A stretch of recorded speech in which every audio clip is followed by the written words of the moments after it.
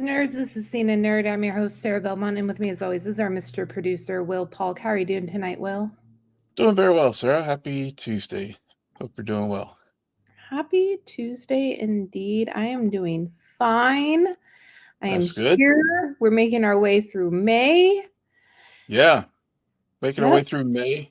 Yeah, making our way through May. It's of course we got the Last of Us tonight that we're talking about, and of course Andor, which season 2, episode 7 through 9, which I think everybody's talked about, but hopefully we can add our unique spin to it. I know as we were talking before, you had shared some thoughts about the pivotal scenes in episode 8, but we'll get into that and how commercials don't help.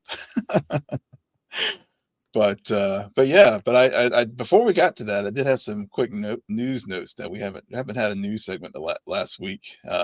So wanted to hit a couple things that dropped this week. If Yeah. cool. Oh, the way you said it, I thought you were going to go into it. So that's why I was like waiting. No.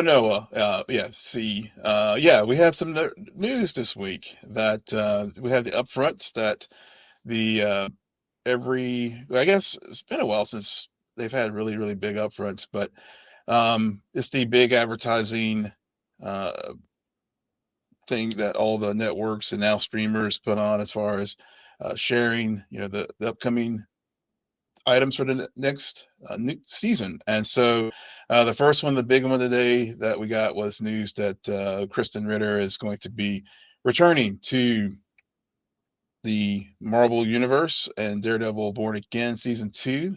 She's going to be, which premieres in March. I think they have finished production as far as filming, so I guess it's in post now. But yeah, we got that news today, and then also another quick item: Fallout, which was all in Amazon's presentation. Uh, we got word that this show has been renewed for a third season, and also that season 2 will be dropping on the platform in December of this year. So looking forward to seeing that. Also, Amazon dropped word a little teaser for the Nicolas Cage Spider-Man Noir show, which that character, of course, was in the comics, but also most recently we saw him in the first Spider-Verse film. And yeah, and so basically this is going to be a live action show that will star Nicolas Cage as the aging superhero set in the 1930s, and he's as he tries to grapple with his life as the one and only superhero in 1930s New York. So that show's going to be dropping next year, first on the MGM Plus platform, and then it will then air the next day on Amazon Prime. So that's the update with Spider-Man Noir, or I guess Spider Noir, I think is going to be the title of that show. Also got word that The Bear season 4 is going to be returning on the Hulu presentation today, uh, coming June 25th, and they will be dropping all episodes at once. So I'll get around to them right before season 5 premieres. And this wasn't part of the upfronts, but the Peacemaker season 2 trailer dropped, I think over the weekend. I think it was. I haven't watched it actually, but I know a lot of people have. And that What? should, yep, You yeah, haven't watched it? You I put it haven't on the watched it. rundown. You put it on the rundown. So I Yeah, got on early and I saw it and I was like, "Oh, well, Will's going to ask me if I watched it, so I might as well." I watched 1 minute of the 2-minute trailer. I saw too much. I saw too mm, much, okay? I yeah. just I That's- within 10 seconds I was like telling myself abort, abort, abort. Like you've gone too far.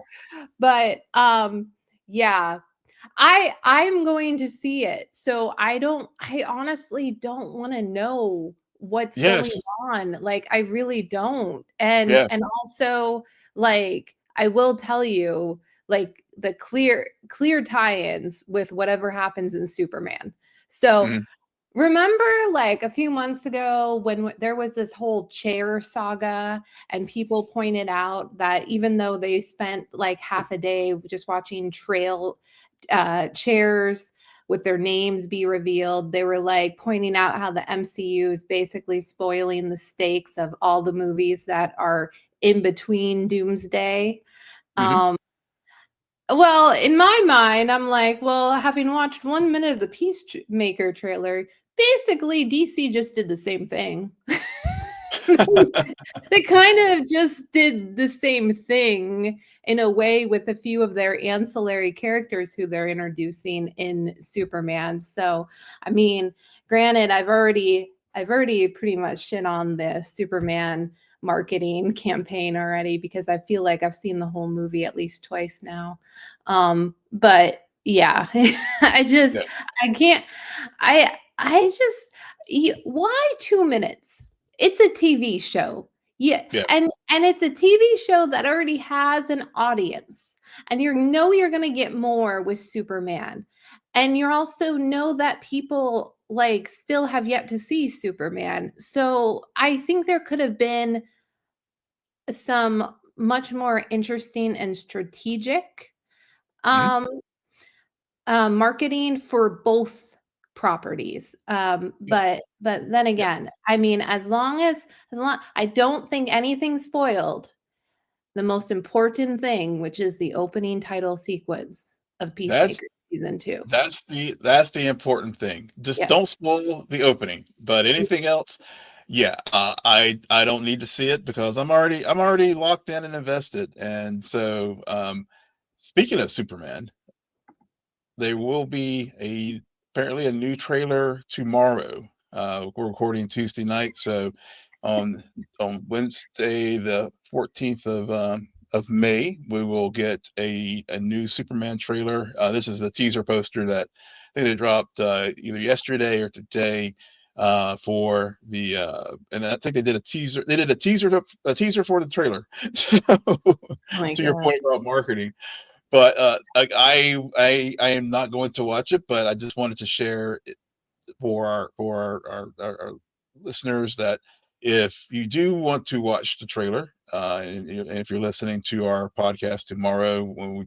uh, or tonight as we after we drop it, um, Superman trailer is coming, and you will be able to, if you want to watch it, you can. But don't come. I mean, I'll just be completely transparent. We will. Neither one of us will probably watch it and just enjoy it when it comes in July.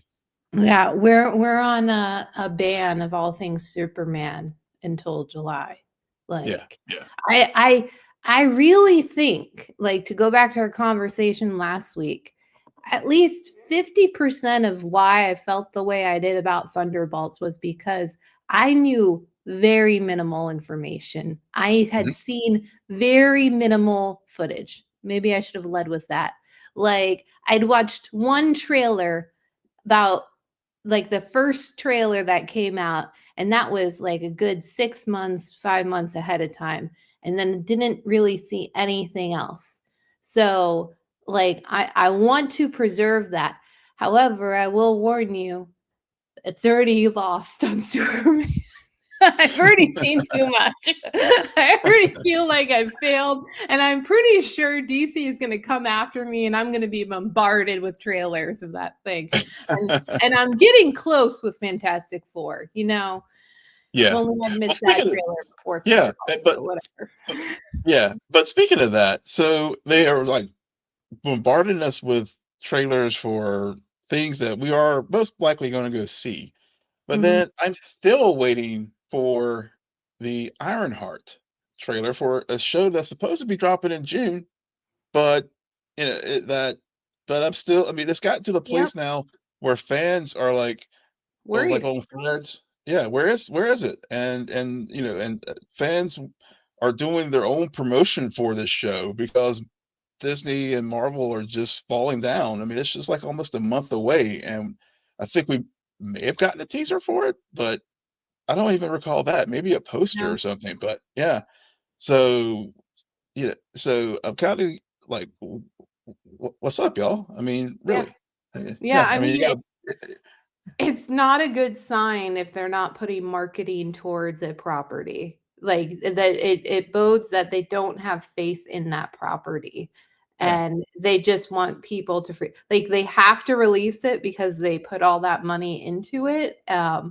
But they also don't. But maybe it's also something else is going on and it'll get moved. And yeah, that's why they're not doing marketing right now because they already know that they have to move it for a different reason or a different purpose. maybe. But Yeah, but maybe. that's a good point that like even though we get bombarded by some things, there are other things where it's just like, why are you waiting so long? I Yeah, mean, yeah, and it's I don't know. I mean, and not to get all conspiracy brother theory or whatever, but it has a black female lead. Are they like worried about the woke police coming after them, or I mean, what is it? I mean, I'm befuddled by why there hasn't been hardly anything about this show. So hmm. yeah, Well, we will in time the cards will play out. But that brings us to the first big topic of tonight, The Last of Us Season 2, Episode 5, Feel Her Love. The WLF makes a dangerous discovery at a great cost. Later, Ellie must decide whether to continue with her plan and risk putting Dina in danger or give up on her quest for justice. That's actually a very good summary of this episode, I have to say. yep, Um, I want to start with the cold open again because I find that the way they're utilizing the cold opens are really interesting, mainly because it takes a bit for you to figure out that this isn't a flashback. hmm, This is current day. We see the same WLF member who we saw in the cold open last week, and she at the time was basically inducting um, Isaac into the fold. But now we see her completely military out in the hospital and questioning one of the officers. And we get told a story about the hospital and the lower levels of the hospital and the fact that this officer had to lock her men down there because it was in the air and hmm, they barricaded the lower levels and I really like the whole like at the beginning of the conversation she mentions what is Leon and yep, then by the end of the conversation um Hanra hmm, says I'm sorry about your son. yeah, And like I that's it's great dialogue because it's not direct, but it's also set up that you can infer that Leon was her son.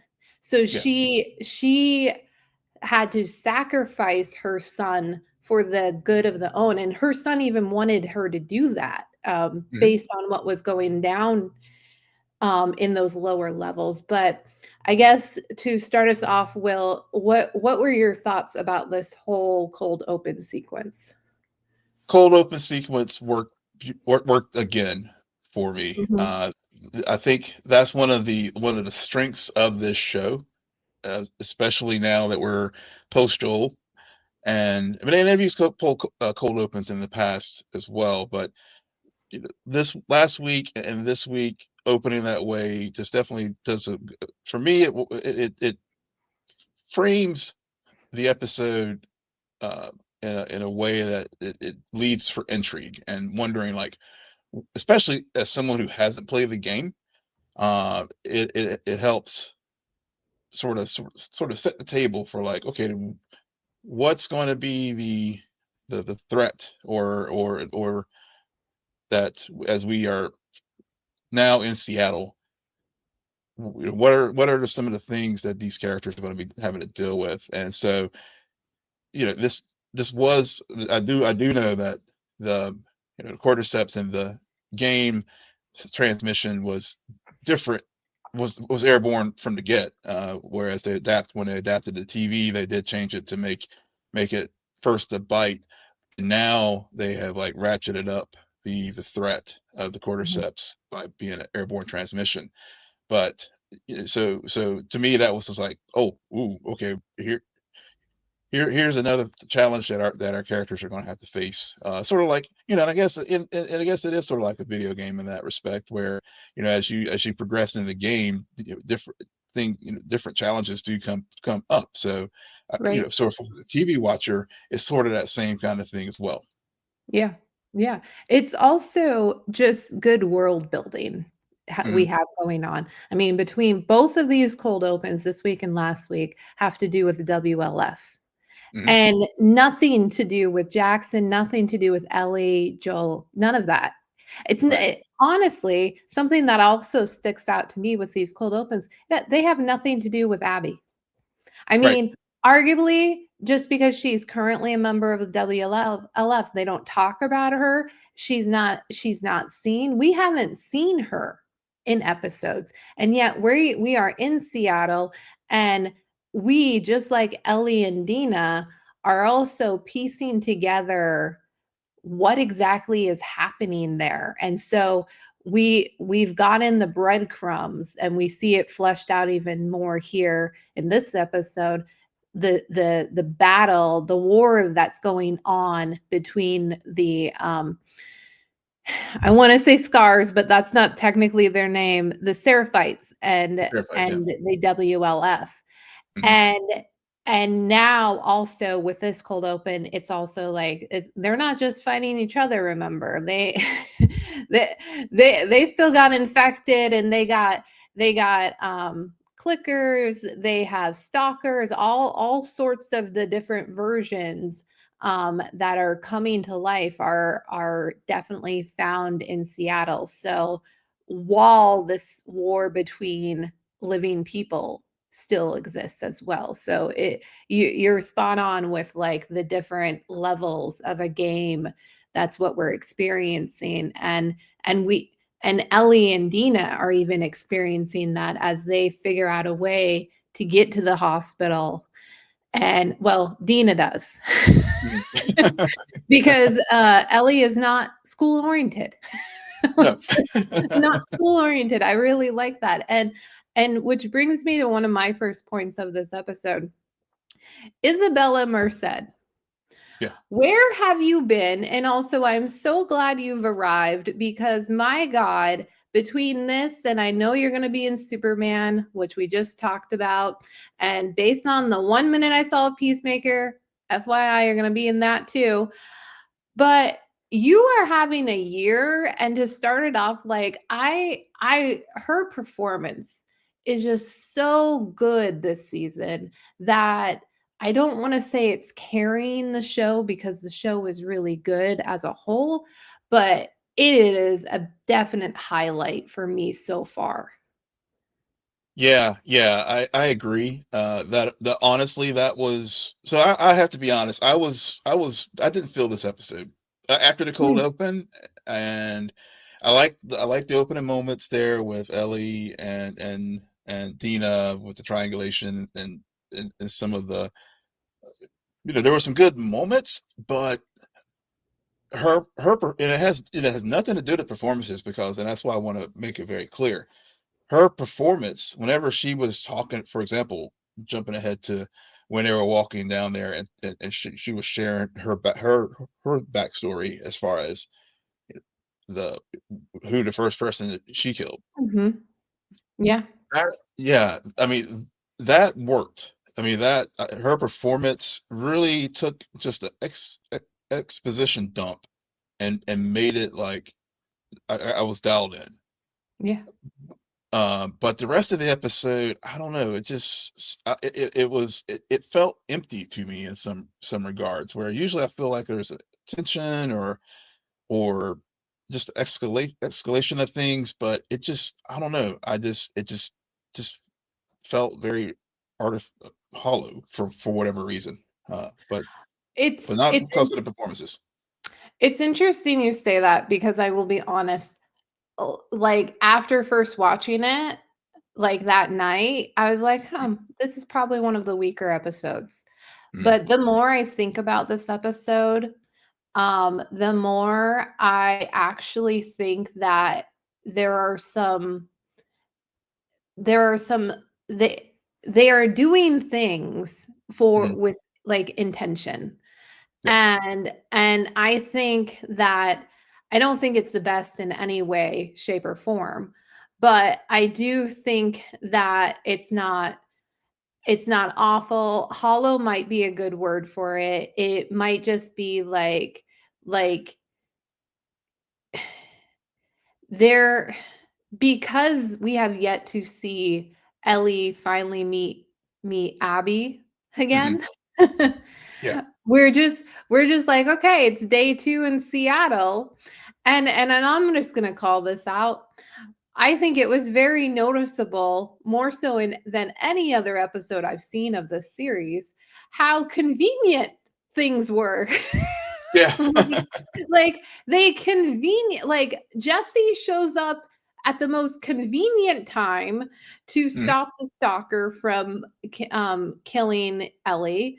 And then all of the other ones as well, from because there was like maybe right around 10 in there with them. Yeah. I Mhm. don't know. But between that, then they managed to conveniently get into the park where they witness what we actually witness, how the Seraphites treat the WLF members. I mean, we saw the aftermath of it, but to Mhm. actually see the blade and the hanging and how that all works, it was like, whoa. Yeah. Yeah. Yeah. Whoa. But then they conveniently escape from them as well, because they realize, like, and then they have to separate, and Ellie conveniently finds her. So I agree. Like, to me, that was one of the reasons why this episode I don't think works as well as it should or could have, is because of all of the plot conveniences that occur. Yeah. Yeah. I mean, this is the first time. I mean, you- yes, there's always plot armor in these shows, but to me, it just really just felt very apparent this week. And you're right. I mean, it's not that I'm not saying it's a bad episode, but Mhm. but in when I'm measuring it against within the live action version of the Last of Us, Mhm. this just to me just felt like it was and it was just sort of a set piece.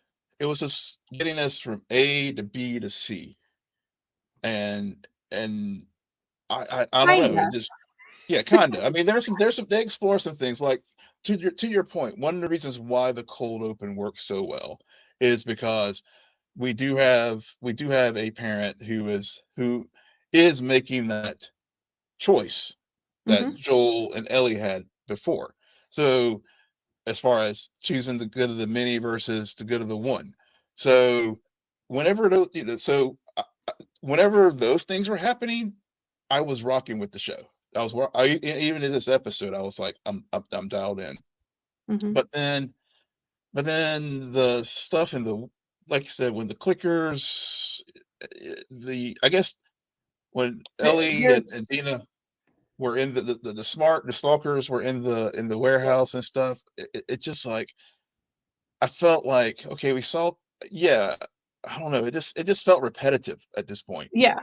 It it just felt like another another scene to show how our two lead characters, our two heroes, are just finding, like, getting themselves put in these worse situations and will conveniently get out of them. Like, Mhm. we that's not what this show is about. This show needs Yeah, there needs to be more human conflict. I mean, some of the what was it, like episode 3 this season, we didn't see an infected at all. And I was like, right. this is great. This is Yeah, great. But now, yeah, between this sequence and the sequence last week with the train, it's like, okay, so how many times will Dina and Ellie figure out a plan to get from point A to point B, but have to go through an area that WLF is not protecting for an obvious reason? exactly. Like, I Yeah, completely agree with you, like, to that extent, that yeah, this is a very and why I say I can't say for sure that this is about getting from point A to point B because they backtrack.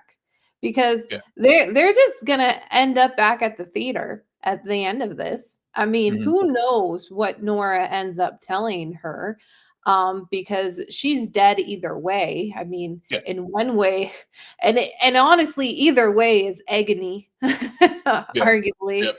So because the cordyceps and that actress, if you're gonna go out, you might as well go out like that. I thought she did a good job of initially trying to like say, I agree, that was awful. I don't think you should have seen it. And then when she does the whole like, yeah, but Joel got what he deserved, it was Yeah. like, and I like it because of Bella's reaction. Mhm. Because Bella's reaction means she fell for it just the way I think some of the like viewers were falling for it too. Was like, oh, okay.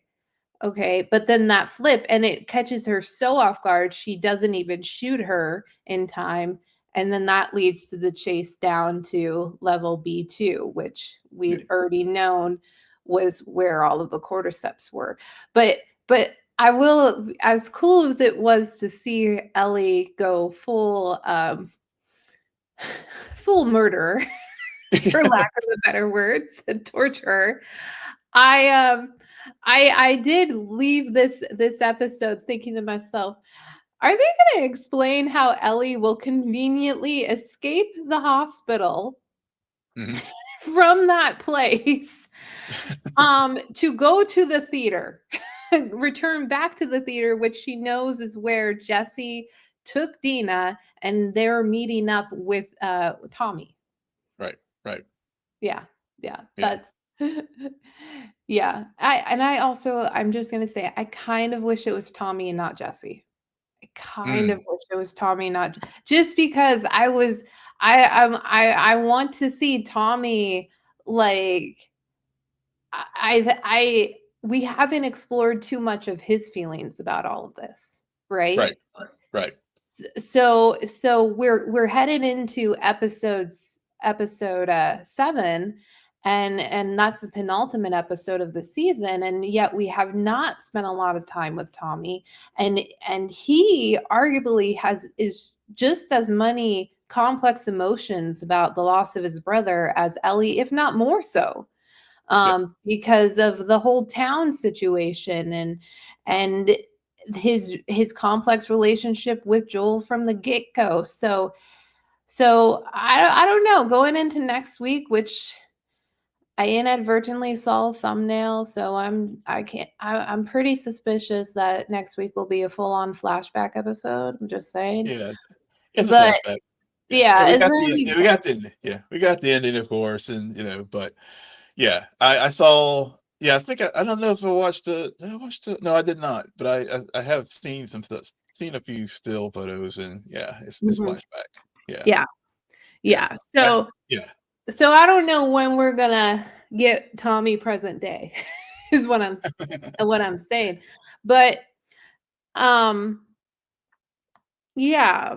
So I mean really I just kind of marathon ran through Yeah. everything that happened Yeah. and I mean, unless there was anything else, I mean, you did raise a good point about the cold opening, like the parent sacrificing their Mhm. child for the better of others. Um, I don't know if you intentionally said it or not, but you did say that like Joel and Ellie had that choice. Ellie did not Well, have a choice. no, no, no, no, no. The no, no. I guess I may zip through what I was saying. The choice that Joel Yeah, had with Ellie is what I meant yeah, to say. yeah. Yeah. Yeah, the choice Jewel made for Ellie. Yeah. Yeah. That is what the record shows. Yeah. Yeah. So Thanks for clearing and that up. yeah, Yeah, but I mean, really, like I said, it was not, again. when I say it left me hollow, left me kind of meh. It's just I'm judging it against everything else in The Last of Us, and there's plenty. There's like as we just discussed. I mean, there's good moments where they do get into the uh, more out into the choice, and then of course, Ellie just going full on ballistic Mhm. to with tor- torturing Nora before I guess it was one of those things, just like, I'm gonna get the answer, or I'm just gonna draw this out like you guys did with Joel. So Exactly. Yeah. so not very sympathetic character at this point, but it's but you can understand, and it does get to the discussion that Ellie and Dina had as they were walking, as far as like justice and revenge and all that kind of stuff. So there were the themes of what we have dealt with all season, um, but like I said, I think it was the short. I think it was the shortest episode for the season, so I think it did what it needed to do, and we'll go to the flashback episode next week. Mhm. The About one last penultimate. thing, the penultimate. Yeah, I will say one thing though. I think we're now a few episodes in with Pedro not being on the show, Mhm. and it. I didn't. How do I don't want to. It's it is. Thankfully, Isabella Merced is just killing it. Bella's killing it. But I do, and I think a few weeks back I was like, I felt like this was almost like a second pilot Mhm.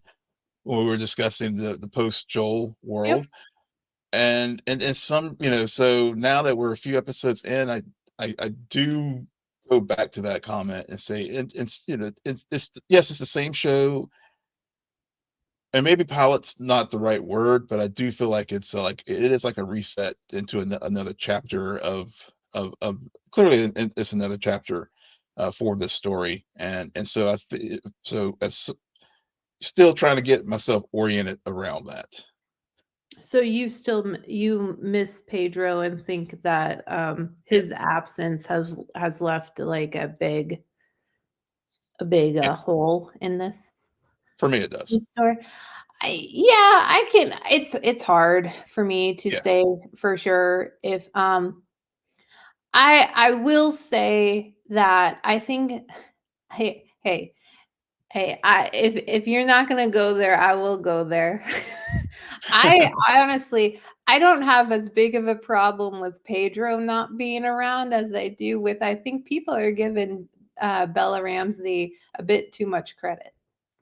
mm, I don't think she's as good this season as she was last season. mm. So so I guess I could make the argument that people saying that this season is not as good because Pedro gets killed off in episode 2. Well, I think what they're missing is Bella works really good with Pedro. I think that's it. And It's that and chemistry. Yeah, even though I will say the chemistry between Ellie and Dina really good. yeah, Really good. But that's not what this show is about. yeah. And in some This moments, yeah. it, All right, I didn't mean to so stop you. so I just I feel like people are giving her a bit too much credit, and I don't like even in this episode I gave her one shout out, but by the end of it she's too dead in the eyes Mm, sometimes. hmm. Like, and that's what gets me is where I love actors who I can see their emotions play out in the eyes, and for whatever reason she is too dead in there Hmm. where I'm just like, I don't know how you're feeling, but this is how you're behaving, which in one episode it's being a complete brat, and in another episode she's a complete liar. so Yeah, so yeah, I don't know. But yeah, I get and I'm just gonna put this out here. No, I've never played the game. We all know this, but I have seen all the cut scenes, and I do know what happens, and I do have fondness for the story overall, both game one and game two. everything that viewers who have no experience with the game, specifically game 2, are going Mm, through with all of their emotions is exactly what a lot of people playing the game felt as well. yeah, yep, yep, yep. That I'll completely, yeah. I think, yeah, that is completely yeah, what I think I am feeling now as someone who's just experiencing this world via live action. But I have read a few. I have read some things about it. And maybe even they even mentioned that on. I don't know. They didn't mention it on the official podcast, but I have seen that sentiment out there. It's like, yeah, just welcome to whatever all the game players felt part two. Yeah, yeah, Yeah, it's just like Game of Thrones. When yeah, right. watching that show, a lot of people pointed out like, "Oh, you finally got to that episode. Cool." Mm, yep, yep, That welcome. That was me 10 years ago. yep, yep.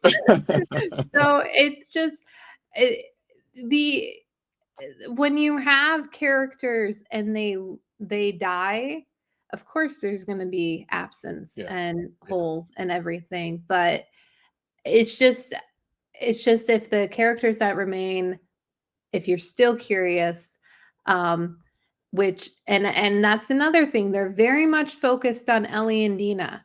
We've got a Hmm. lot of Ellie and Dina. I already mentioned earlier, haven't seen Tommy. Hmm. No Abby sighting at all. Yeah, No, yep. none.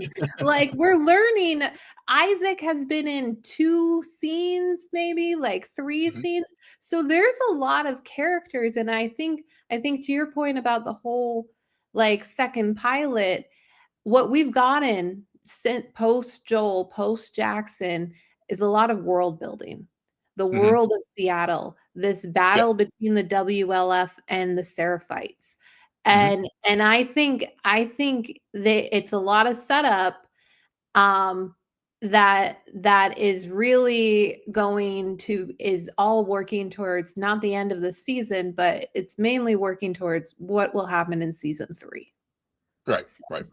Yeah, yeah. Which I think is I think as Belmer said, did share some info about when they're going to film that. So it's going to be a moment before we get to season three, maybe like 2027. So um, based on schedules and everything else. So well, yep, I yeah, I'm very curious about season 3. yeah, yeah. But all right. Well, that leads us into Andor, episode 7, Messenger, episode 8. Where are you? What is Who are episode you? 8 called? Who are Who you? are you? Episode 9, Welcome to the Rebellion. Now Now we already agreed we were going to go through this plot point by plot point, and we're just going to start with the Ghorman event. So Will, what are your thoughts about this event? You would have to start with Gorman, but well, I'll just step back just for, well, I will say this about the Gorman event. It,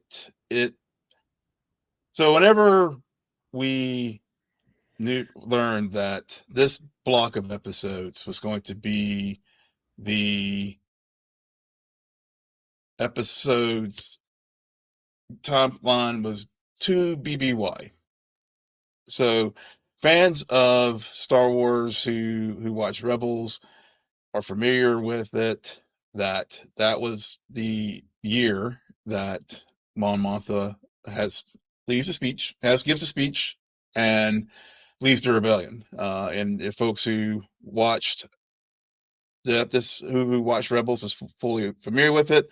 I know as I after I watched these 3 episodes, I immediately went to watch Rebels again because I wanted to see this episode 318 called Secret Cargo.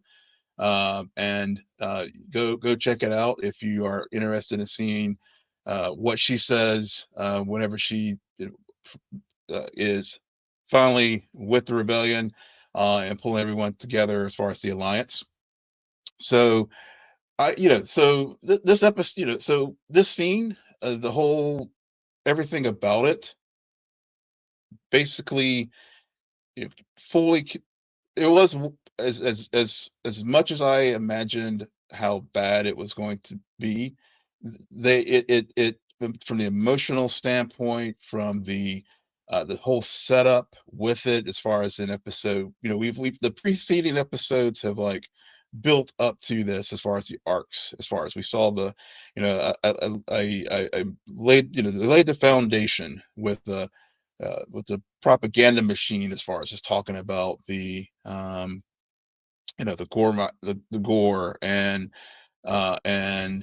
we see it in the beginning of this episode 8 with the media, parroting the scripted line, as far as the insurgencies and the people there and all that. So all the things were just building up to this moment, and then of course both Partagas and Luthen using their, the ISB having their plan to like get this to set this moment off, and then of course Luthen also doing his things, as far as wanting this event to happen. And even, he would have even been disappointed if, like, by some chance that Mon Mothma was successful in the Senate to, like, you know, be able to get the legislation passed to, like, get this, get the Empire, off setting things in motion to mine the Kolkite. So everything about it was just executed flawlessly, and it had the visceral brutality of it all, as far as, as they were lining everything up, and in the prior episodes, and then basically putting the barricades up, and just basically marching these poor souls into a kill box. And so everything about that, it just worked really well, to the point where even after watching episode 8, yeah, when Cassian was leaving, and shed that tear, I was doing that too, because I was truly uh capture the emotions of the moment, and just the intensity of it all. And I think it was just and the reason why it was such was because it was just set up so well, that when it did finally happen, it had the emotional impact that it was intended to have.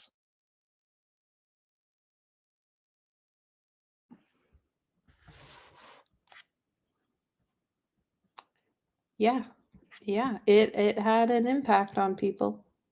Mhm. Yeah. Yeah. Well, yeah. I know commercials messed up your experience with it, but Well, I don't know if that wasn't the only thing. I mean, I have Disney Plus with commercials, so it kept interrupting, and every time we'd go back to it, I would see their Syril standing in the middle of the whole scene, just looking out, bewildered, and shots firing, but never hitting Syril. And then, or Cassian just like wandering around, also never getting shot. yeah. It's like that's the thing with Star Wars. The stormtroopers and the Imperial, the Empire, they are not good marksmen, because the main characters never get shot. The people who are it never ceases. So there was that, and also I I know what you're saying about the setup and everything. The setup didn't work for me, mainly because I guess I just there was something how it all played out in these episodes. I like a portion of it, mainly the propaganda stuff about it. I thought that Mhm. was pretty smart and an interesting angle. But but by the end, where even Rylands goes in there and is looking around and is like, oh, well, this is a trap, and he starts to warn people. Nobody takes him seriously by that point. So I'm just thinking to myself, well, I'm like, oh, you're all gonna die. So like I'm just curious of how Cassian's gonna get out of this the whole time. Like, I don't know. There was something about it which for me, who doesn't know, I haven't watched Rebels, you know this. I don't have that much stake in the whole history here. Um, I also, in terms of production, I thought it was really weird or really strange how they didn't play any sort of instrumental. Like, yes, you heard the rioting calls, which also changed halfway through. And then I was just left trying to figure out, well, why didn't you lead with that one? Like your actual like home language. That would have been more like, I think more of a of a war cry. But no, they led with a different one, which led me down to a different, I spiraled about for a different reason that I'm not going to get into. But yeah, there was stuff about it where it didn't work. Now the more interesting thing to me is of course Syril. And that's another reason why I'm mad is because they killed him. But they Hmm. also killed him in the best way possible. I've heard some people talk about this. The fact that this character we have spent so much time with for a season and a half, and we've never really liked him. We know he's working on the wrong team, but he's able to in these 3 episodes too, or these 2 episodes that he's a part of at least, become woke and aware. And then the disillusionment, um I thought was really interesting. And I also I honestly wish we had, I'm sorry, you guys can say I'm cold. I am dead inside. But honestly, I find what they do with the Empire so much more interesting than anything else going on in this show. Where I was taken aback when we even saw Deirdre break down at the end of the episode. Like I was like, why aren't we spending more time exploring what's going on there? I mean, you see bits and pieces, and maybe that's why I like it, where it's not overdone and overly communicated what's going on. But I was just like, okay, so you do know what you're doing is Mhm. like what's happening is bad. Okay, okay. So what does that mean? What does that mean for you as a character though? Um and the same thing with Cyril. So like I just did a full stream of consciousness. I hope y'all were able to follow everything I have to say. But Will wasn't chiming in to take me off course, so I No, no, don't no, really know what I'm doing right now. no, no. I think you're right in the sense.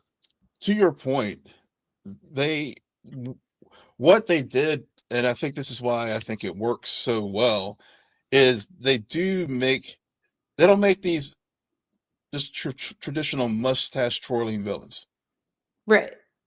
and they really did show the impact of this event. For example, with Cyril, he, once he realized, like, we go back to episode 7, um, and in episode 8, as far as just the set pieces with the event, like whenever he is, whenever he is on there, and and whenever Cyril starts to question Dedra, like he started to realize, like, you're not telling me everything.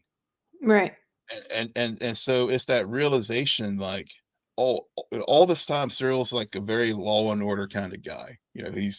He and it's that it is it's but but he also had, I guess, his moral center of order is not, he starts to see through he's starting to see that he's being manipulated. He's starting to see, like, wait a minute, they're doing these things, and even the Well, person he's that I'm in love with also has been manipulating me. And and he's been playing along all this time, but then he asks the questions. It's like, whenever she, like, says this, when Dedra says to Cyril, good things are waiting for us, we will be rewarded. And then he, like, questions, he's like, for what have we accomplished? yeah. And so, yeah, so to your point, why that storyline is working, and is working for you, is because they're making them fully realized people, instead of just like mustache twirling villains who are just evil for evil's sake. Right, right. Which they showed with the other members. Mm. Mm. Yeah. Oh yeah, Captain Kaido. Yeah. Yeah. I mean, Yeah, yeah, yeah, yeah, yeah, and sorry guys. they Yeah. showed, and it was even more highlighted, I think, in the next episode, Welcome to the Rebellion, because I mean, I pointed out all the conveniences that occurred during The Last of Us, Mhm. and as much as I did really like Welcome to the Rebellion, but Mhm. there were a lot of conveniences happening. Oh, I yeah. was like I was like, I don't know why we like this is I don't feel any urgency right now. I know she's gonna leave. I know like it just and I was just like thinking in my head, they just spent arguably 6 episodes, if not more, all these episodes kind of showing, and we were talking about this a little bit last week with Pat Cigar, Pat Sager, whatever. Pat, I'm gonna Portrayals? call him Pat Patrick. Yeah, Oh, yeah. I'm Yeah. gonna call him Pat. Like how strategic the Mhm. Empire was being, especially with Ghorman, and Mhm. how like the spy and the espionage that was occurring last week. And then the build up here, where by the time people figured out what was really going on, it was all too late. Like they had won. Yeah. Well, in episode 9, it just felt like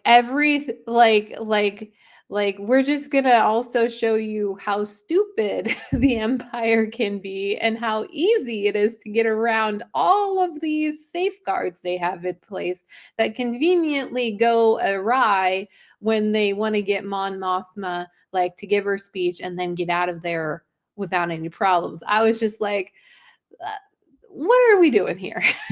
like 2 steps forward, 3 steps back. It's just Yeah. like what? See, Because it's also like to your point about like they're creating the villains that's not mustache twirly. Well, Syril's dead now, mhm. and Deirdre, we don't see at all in the next episode. There's another reason why those characters work as villains is because we've seen them, we've gone along with them, like it allows them to get fleshed back. And now in episode 9, the villain is the emperor, is the empire. Like it's more of a collective as opposed to these characters who you can truly like point at and be like, I don't like you, even though I understand where you're coming from. Yeah. Yeah. Yeah, I mean, as far as Welcome to the Rebellion, I think I get what you're saying about the conveniences, and they were, but I think I think Luthen and yeah, because like here's Luthen set a lot of these things in motion way back. For example, having Lonnie's um the mole in the ISB have his agent be part of Bail Organa's team, and he, so making sure that it was all the things were like set up so that as the tension, because for me, episode 9 had a lot of good tension and stuff, even though I knew the outcome, all the execution of it was just yeah, it was just a what I would call payoff for all the things that have led to that moment. So yeah, I agree with you. They were clear conveniences of, but to me it was sort of like, is here's the they had been looking forward to this moment, and of course and even to the point where when Bill Organa and my Martha were talking, uh that he's like, I won't see you on Yavin because I got to stay back here and continue the work here in the Senate to like, because the things aren't yet right for us to strike as far as the alliance. So for me, it was just a really good, yes, it was conveniences, but it was earned conveniences because they had laid the foundation for it. What else do you want to talk about? Um, Well, I mean, there's obviously the protagonist himself. I mean, Cassian and his journey. When we first see them in episode 7, to go back to the messenger, and his role as far as the question of whether or not something that kept going up back and forth with in that episode is whether or not it's fate or destiny. We do finally do get some, we get the Force healer, and in the episode, in this episode, and I like Cassian's reaction to it, because not only was he's um, skeptical of it, because he remembers back to when Marvel was ill and they tried to use these Force healers and stuff. It was just like a scam, and all that. So, and then whenever she sees that, whenever she touches him, and it helps provide her clarity and stuff. Even though at that moment it didn't provide clarity for Cassian, it did provide some clarity for Bix, as far as you know that their journeys are not their journeys are in order for the rebellion to go forward. They're gonna have to sacrifice their relationship, um, in order for him to continue the path towards rebellion. Because I mean, all throughout the episode, Cassian's like, I'm done, I'm tired, I'm ready to just bail on this kind of stuff. He's done with Luthen, he's done with it all. And so I really liked how they framed that, to really show, um you know again, to go, one of the themes that I've seen throughout this series has been the theme of sacrifice. And so of course we saw the sacrifice with Mon in episode 9, as far as you know, finally you hit the realization that she, when given that speech, she was, basically sacrificing her career, her family, other things, for the rebel for the cause. And Cassian was having to do the same thing too. And then of course, when we get to the final episode, when Big Sleep gives him that message, um, it definitely really reinforces you know that that there's no way that for now they're going to have to, like, um so she's going to have, they're going to have to sacrifice their happiness for the cause, for the win. And so for me, it just really resonated with that. And also, as I know last week you were saying, as far as it was hard for you to get invested with Cassian and Bix, as far as, I'm paraphrasing here, of course, but you thought the moment at the end of Rogue One, was he, whether or not he was cheating or not on Bix. I mean, clearly he wasn't. He's just, she had I never moved on. thought he was cheating on Bix. Well, yeah, I but I just mean, but didn't know how much I could spend invested in their dynamic when I knew she wasn't around for Rogue One. And so I felt me, I felt more like, oh, so they knew viewers would suspect that Bix is gonna die, like I was suspecting by the end of mm, this show, because she's not in Rogue One. So instead, we're gonna do this other thing, and randomly, and I'm gonna say randomly because I thought it kind of came out of nowhere. I mean, I'm not stupid. I did watch the episodes, so I do know the foreshadowing that they did, but I don't think they did enough of it.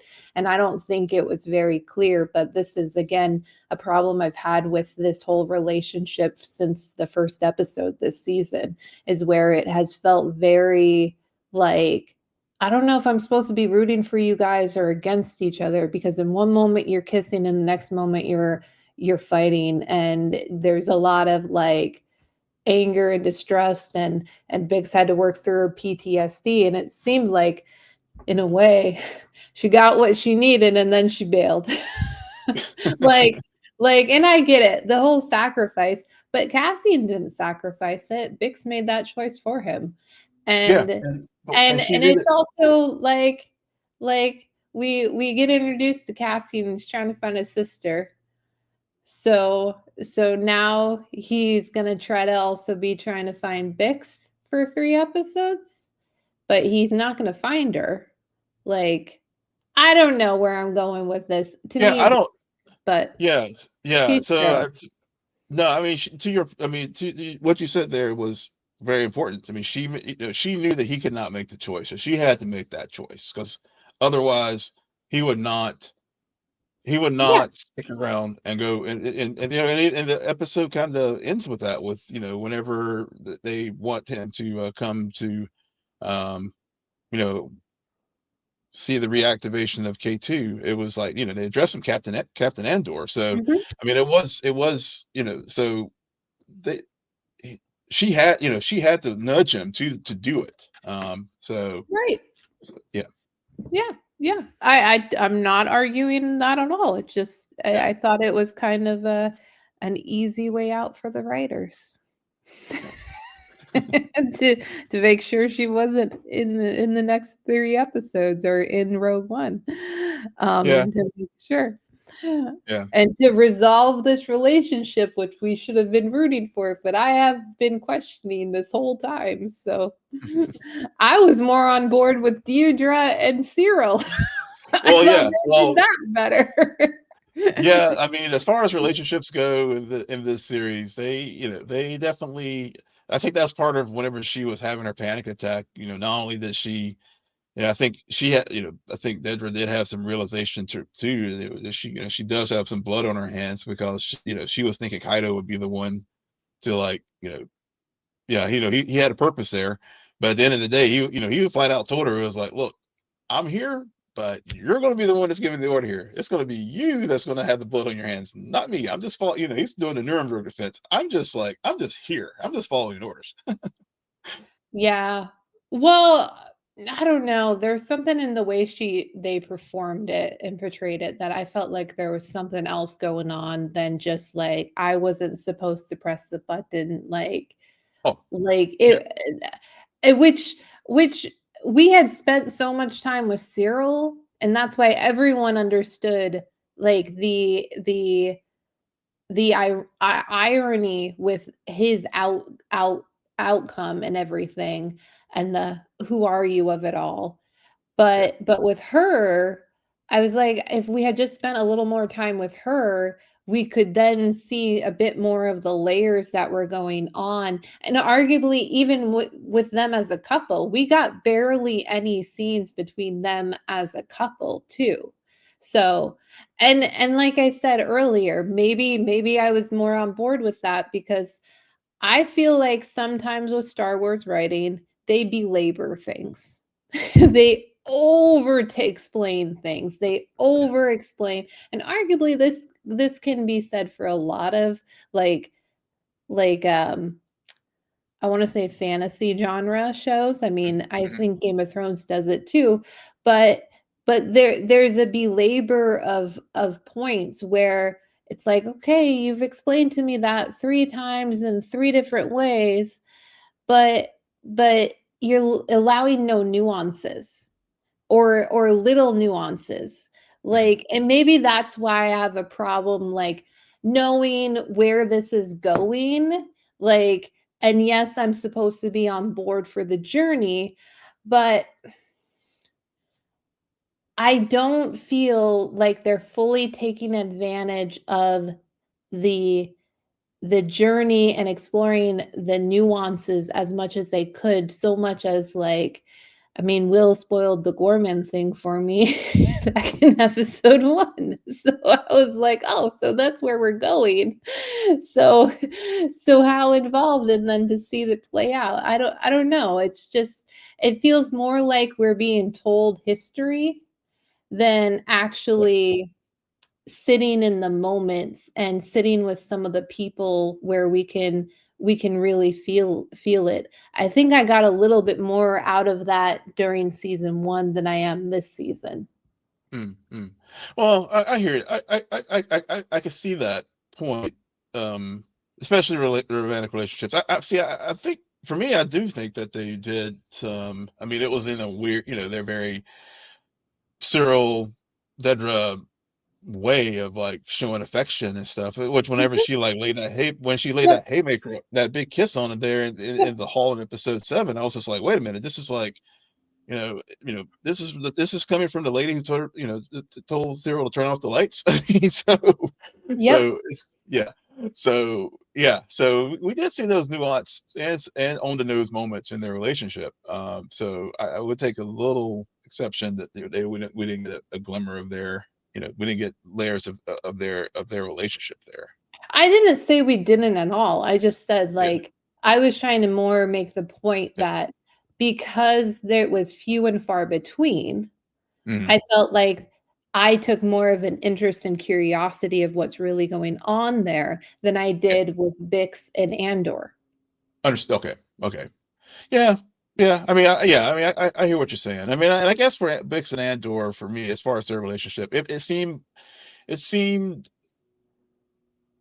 believable to me for two people who are trying to have a normal, as normal a relationship as freedom fighters, and people who are in this situation can have, um, with all the constraints that surround it. So, every time they would try to have it, like when he was there, just even on Yavin at the beginning of episode 7, they were trying to have a nice moment, and then Willman shows up. So it's just like, you know, there was they had their moments, but it wasn't like the, I guess, typical TV romance or whatever, for lack of a better description of it.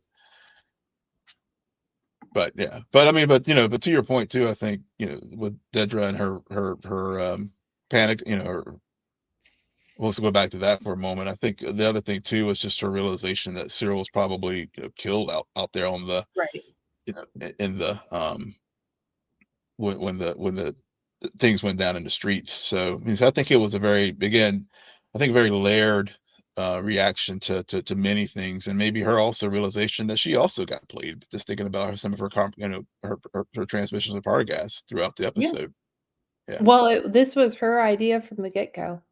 yeah, At yeah. the end, Now, whether it played out, and sometimes, and maybe that's really what we were seeing with her, is like, hmm I had this idea. yep, This is how it's playing out. yeah, Like like, when I had the idea, it seemed like I couldn't put faces to people or anything. hmm Um, there's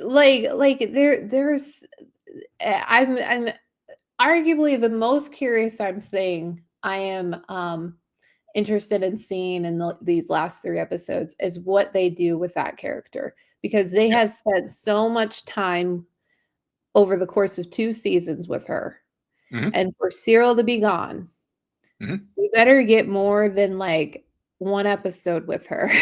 yeah, They like, she needs to go out in a very similar way that, like, we need some satisfying way for her to go out, um, on the same lines of Syril. Now, I don't think they can top Cyril's death, but they need to have a full circle moment.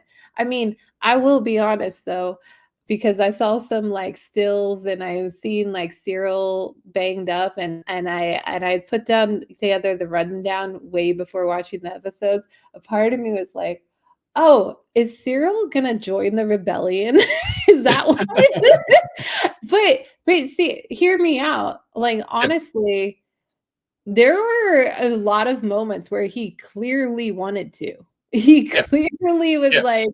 like going to, but then he sees Cassian, and that was such a good scene. So That yeah. was a good scene. Yeah, Like that like was a good scene. I can have my grievances with this show and everything, but when I do like something, I really do like it, about Andor as a whole. So, Yeah. and then it keeps me through to watch the final 3 episodes. So, Yeah, yeah, yeah. I agree. That was a good scene. I mean, just because seeing him short circuit, and then all that was just happening around him, and then, he gets laser focused again when he sees Cassian, and it's the brutality of that fight. And then mhm, and then he short circuits again when Cassian's like, "Who are you?" yeah. Because, and it was, And yeah, he that was has the moment where you can see it, like, it's beautifully acted. yeah, It's so good hmm that, it's so, but I'm not sad that we don't get any more Cyril, yeah, because it's such a satisfying ending for him. Like, Yeah, I'm like, if you're gonna take him out, that's the way to take him out. that's It's the way just to that's take him out. so perfect. Yep. Um, so yeah. Yeah. Anyway, I think that's a great place to finish our discussion tonight. yep. And Yeah. on that note, Will, why don't you tell our listeners where they can find you? Yes, you can find me on all the socials at Will M Polk, WILLMPOLK.